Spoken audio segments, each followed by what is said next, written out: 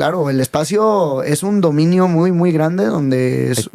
Muchas guerras. Muchísimas guerras. Ataques y todo. Sí, muchísima. Todas las grandes potencias están peleando por ese recurso escaso que son las órbitas. Las órbitas es un excurso finito. Okay. Y pues órbita siendo como el dominio o la trayectoria que un satélite, ya sea natural o hecho por el hombre, traza para orbitar la Tierra, un planeta o la Luna o o sea, la Tierra orbita alrededor del Sol, y pues el Sol orbita alrededor de nuestra galaxia. Y la Tierra, claro, pues claro, los satélites orbitan alrededor de la Tierra. Sí. Entonces, pero hay órbitas limitadas. Sí. Un choque, produces basura. No manches, eso tenés otro y hay gran muchos tema también, ¿no? Sí. Hay un fenómeno que se está intentando evitar ahorita a toda costa llamado síndrome de Kessler, pero es que ya son miles y miles y miles de objetos y de chatarra espacial allá arriba, o sea. Neta. Sí. Y nadie la sabe, no la saben limpiar, no lo saben quitar. No, pues sí, o sea, que... Se puede hacer una bola de metal. Sí, literalmente, y no hay, y muchas de estas cosas es de manera descontrolada. Imagínate, hay tecnología ya y hay herramientas para poder trazar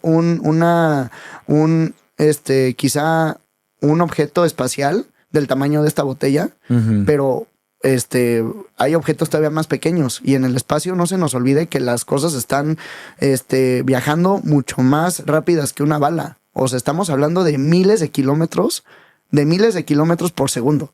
O sea, por segundo. Y millones de objetos. Millones entre asteroides y todo, pero cientos de miles sí. No, pero digamos en la órbita de la Tierra hay millones de microobjetos más pequeños en diferentes, es que el tema es que son diferentes alturas. Ajá, sí, son distintas capas, por decirlo así, como una cebolla.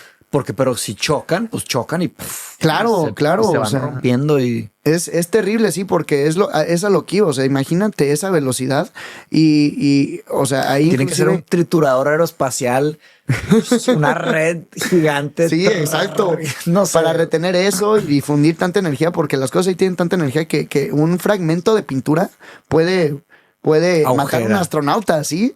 O sea, puede agujerar, o sea, la Estación Internacional Espacial todo el tiempo sufre ataques. Sí, claro, de esa índole, de objetos que están ahí a la deriva, que no se pueden detectar. ¿Y cómo se defienden? Colisionan. Pues, bueno, ya si sufre el daño, pues los astronautas van y lo reparan. Pero pues hay un centro de control de la Agencia Espacial Europea 24/7, donde pues es un esfuerzo colectivo, y los objetos que se puedan prevenir, pues ahí está Mission Control, el control de misiones, a la espera a la orden del día, pues, 24/7, y ellos son los responsables de mover la Estación Espacial Internacional, dependiendo de si viene algún satélite o no, si va a haber alguna cruzada. Y hay constelaciones también como la de OneWeb, Starlink, todas estas macroconstelaciones también ya tienen centros de control. Es de los que más tienen satélites, ¿no? Sí, ellos ahorita es la constelación más grande, miles Se les de dice satélites. Constelaciones. Sí, ahora sí, a un conjunto de satélites que orbitan la Tierra es una constelación. Sí. Entonces, en el caso de mi empresa, bueno, de la empresa para la que trabajo, Lacuna Space, tenemos una constelación de 6 satélites. Pero ya es una constelación porque es un grupo de satélites. Ya forma una estructura, una constelación. Sí, una infraestructura, claro, pero luego están las macroconstelaciones que son miles y miles de satélites. Y Starlink es la más grande de todas. Sí. Y provee internet, ¿verdad? Todo el mundo. Ellos otras cosas. Es su tirada, proveer internet, tú poder estar en medio del bosque y pues un satélite de Starlink va a estar ahí proveyendo cobertura, y tú pudiendo acceder a internet en cualquier lado del mundo. Es su tirada, pero contaminan muchísimo y hay mucho tema con ellos en el ámbito regulatorio, que también es un poco en donde yo estoy metido de todo el mundo. O sea, de hecho, a todo esto, por ejemplo, un tema que ahora me tiene cautivado, también más reciente en mi vida, es la radioastronomía, que he estado aprendiendo poco a poco en mis tiempos libres, porque a todo esto, yo lo que hago es, junto con mi jefe, que es un jefe brillante, es una persona brillante. Sí. Lástima que esté en Alemania, entonces no. Ok. Pero bueno, el buen Martín, saludos. Él se ocupa de las regulaciones en mi empresa. Pero las regulaciones aeroespaciales es algo complejo en el tema de que tienes que saber de legislación, de marcos de regulación aeroespaciales, pero también tienes que comprender el sistema desde un lado técnico y desde un punto de vista técnico. Okay. Y tú negocias con gente que son científicos, ingenieros, gente que también es técnica, entonces es ingeniero hablando al ingeniero y diciéndole o justificando el por qué tu sistema va a funcionar, ¿no? O sea, Tú no solamente puedes mandar ahí ya sea, quizá desde un punto de vista más simplístico, ¿no? Inclusive con los micrófonos, no puedes difundir micrófonos por ahí si de repente, no sé, no están bien aislados. Control de calidad. Control de calidad y todo. Y pues el único que realmente pueda garantizar desde el punto de vista del que hace los satélites, pues es un ingeniero que pueda justificar estos satélites son seguros o no hacen esto o hacen aquello por esto y esto y esto, y aquí están los estudios y la evidencia científica, ¿no? La evidencia tangible. Y pues obviamente del otro lado tiene que haber otro ingeniero, otra persona técnica que entienda de lo que le estás hablando y diga, ok, sí es cierto que lo comprobó de tal y tal forma y que también no te lo chamaquies, ¿no? De cierta forma. Se engañan. Ajá. De haber un montón de cosas. ¿Y por qué hay complicaciones con Starlink de esto? Bueno, tanto ecológica, dijiste de contaminación, sí, y legislación. Lumínica y legislación y todo. Bueno, porque en el ámbito medioambiental, Starlink hay que entender que es una empresa enorme con recursos, se podría decir casi infinitos. Virtualmente infinitos. Sí, entonces ellos pueden hacer lo que quieran, ¿no? O sea, si alguien los multa, dicen, sí, ahí está para tu multa.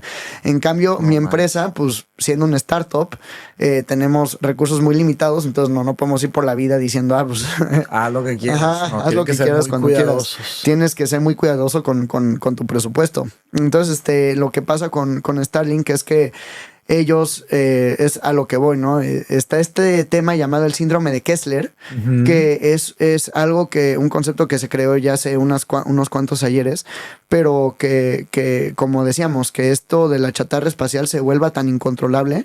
Al final del día tú tienes que entender que las órbitas es un recurso escaso. Ajá, es un recurso limitado, ¿no? Entonces, digamos síndrome de Kessler, lo voy a investigar. El síndrome de Kessler, sí.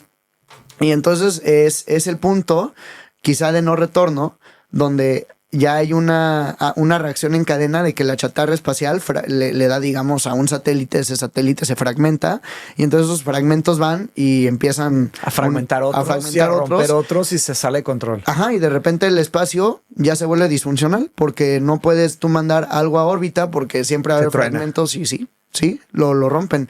Entonces es muy importante. Pero hay el tema de sostenibilidad. ¿Hay una fórmula de eso? ¿De cuándo llegaremos a ese punto de no retorno? Si hay, no sé, 450 mil millones de satélites.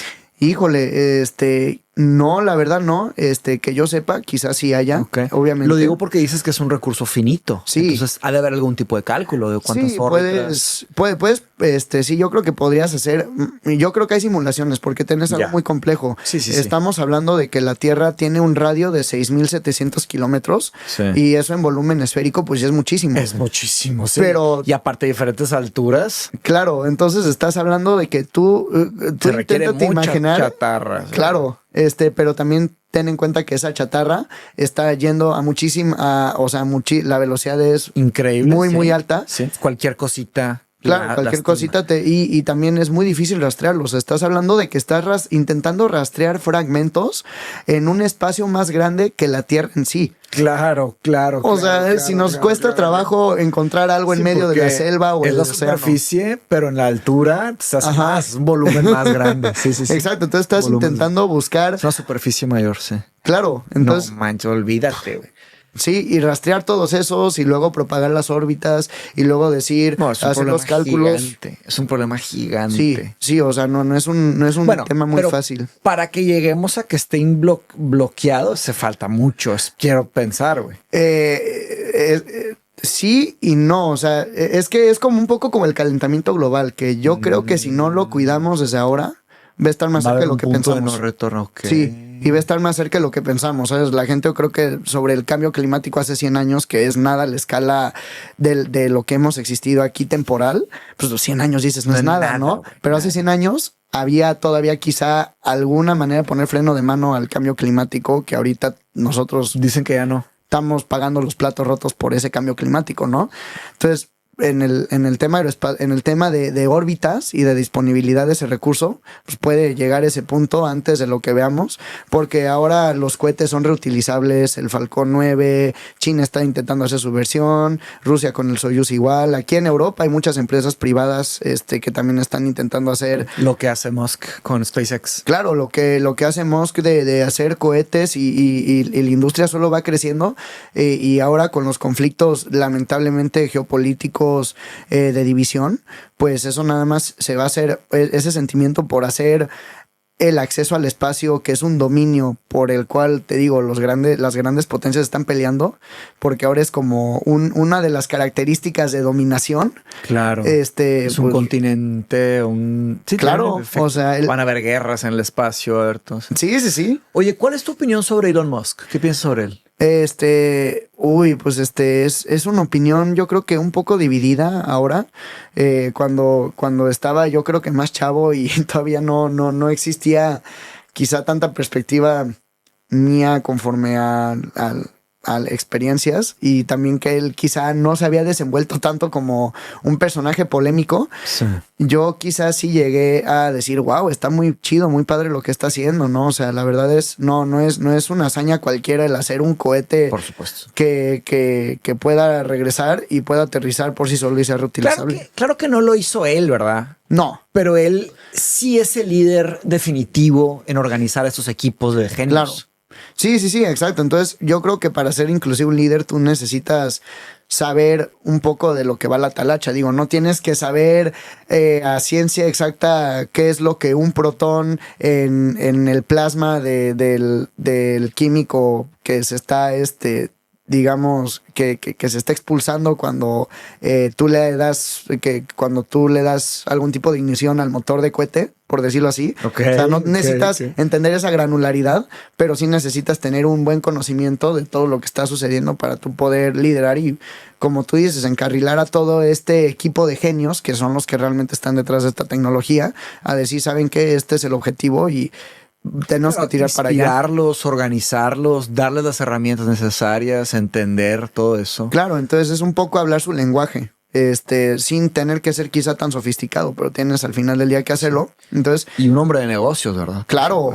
No manches, está muy cañón para hacer negocios ese cuate, la verdad. Entonces, yo creo que en ese sentido, en el sentido quizá de empujar a la innovación humana, de hacer como este tipo de negocios, yo creo que es una persona muy capaz y sí que ha llegado muy lejos, y yo creo que ese aspecto pues puede ser de admirar, ¿no? Pero pues al final del día, ahora en lo que está metido y que es muy quizá ¿y a costo de no qué? responsable, y todas las tranzas.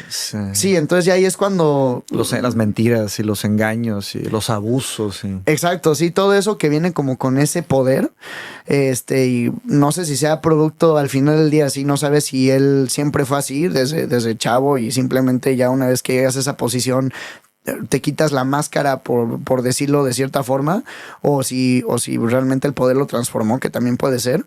Pero yo, pues ya en ese sentido, pues ya no admiro tanto esas causas y ya no admiro tanto como esos fines políticos suyos, pero ciertamente lo que él ha llegado a hacer sí es muy impresionante, digo, y todo el mundo en el ámbito aeroespacial lo admira. O sea, el lado tecnológico es impresionante. Para tú poder hacer que para que un cohete regrese y se estacione de reversa, de cuenta. Como lo hace, la dinámica es mucho más compleja que tú intentar mantener esa pluma balanceada en tu dedo. Ese es el tamaño del reto que los ingenieros de SpaceX tienen que cumplir para poder hacer lo que hacen.